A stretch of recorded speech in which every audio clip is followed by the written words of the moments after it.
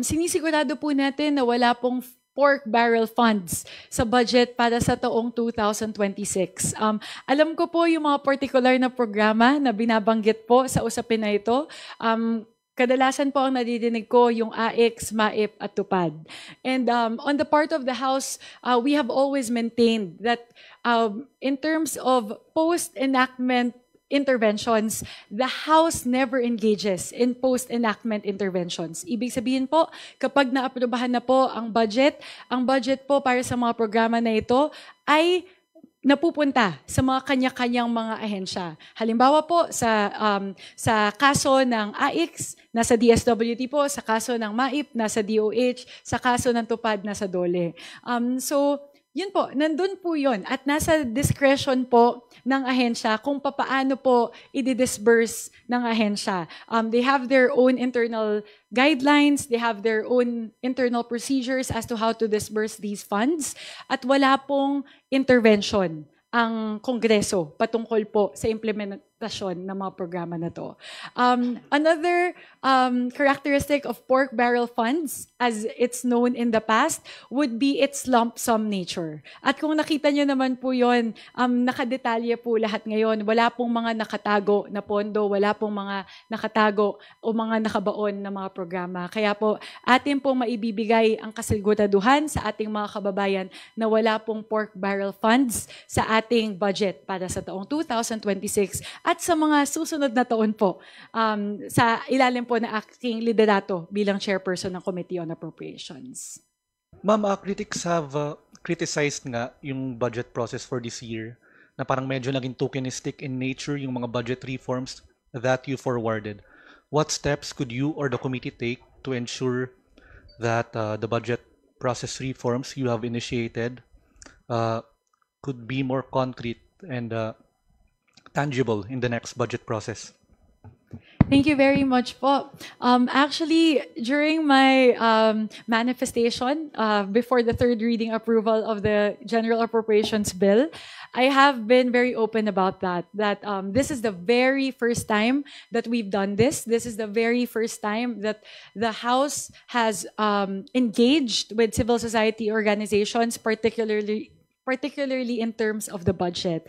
And admittedly, there are particular aspects of the process that we would still need to refine moving forward. At hiningi ko din po yung pasensya ng ating mga partners sa civil society sapagkat alam ko po na may mga pagkakataon na hindi kasing lapit yung engagement model as they would have expected. And the assurance that I would give to our partners in the civil society would be moving forward in the period between this budget season and the next budget season. I would more closely coordinate with them. Tulad po ng ginawa ko ng People's Budget Review, tinanong ko po sa kanila papaano pa natin pwedeng mapaganda yung proseso. And I will be very happy to work closely with them over the next months to refine our engagement models para po sa susunod na budget cycle ay mas maganda na po, mas bukas, mas transparent, mas malapit yung ating engagement sa kanila. Actually, ayoko pong hintayin pa yung sunod na budget cycle eh. I know that the Bicameral Conference Committee is coming up and a lot of the civil society organizations are also advocating for greater engagement, greater transparency in the BICAM process. So between now and the BICAM around December, I'll reach out to our friends in civil society to discuss how else we can refine our engagement models. And on the unprogrammed appropriations naman po, can you explain why the House retained nearly all of the unprogrammed appropriations despite making it seem like tens of billions was cut from standby funds nga po? Ayun. Opo. Tulad po ng pinakita natin kanina, sa ilalim po ng unprogrammed appropriations, there are 11 purposes for unprogrammed appropriations. And the reason why we retained the majority of it would be because these are necessary funds that would need to be put on standby for fiscal year 2026. As showed earlier, roughly 54% of the in-programmed appropriations pertain to foreign-assisted projects, and that would be something that we would really need to have on standby. The other part of it would be those pertaining to strengthening assistance to social programs, amounting to 45 billion pesos.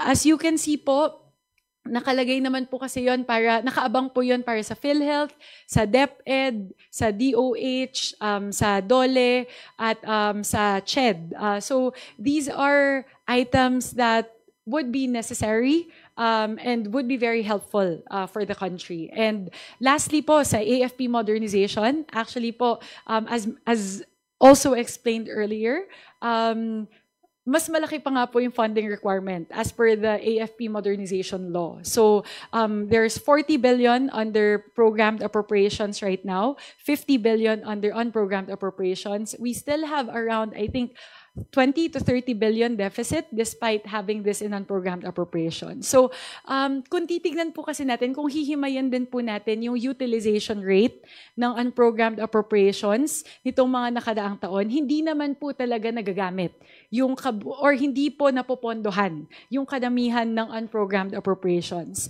Naglalagay lang po tayo ng line item doon para lang po may legal basis.